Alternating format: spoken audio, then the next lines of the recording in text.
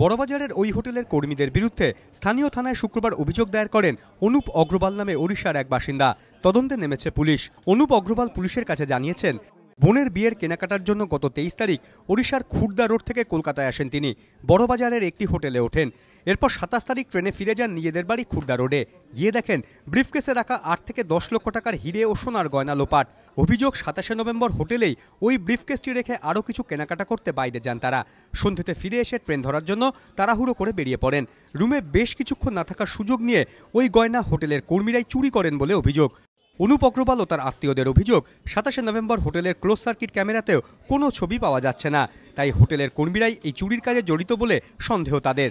हमारा घर उड़ीसा में है। हम यहाँ पर मार्केटिंग करने आया था। मेरा सिस्टर का शादी है 9 तारीख का। कुछ ऑर्नामेंट्स हम लेके आए थे, कुछ परचेज किए यहाँ पे। लगभग वही 8-9-10 लाख रुपए का मेरा ऑर्नामेंट्स नहीं मिल रहा है। हम लोग जब उड़ीसा गया तो देखा वो टेची केंद्र में नहीं था।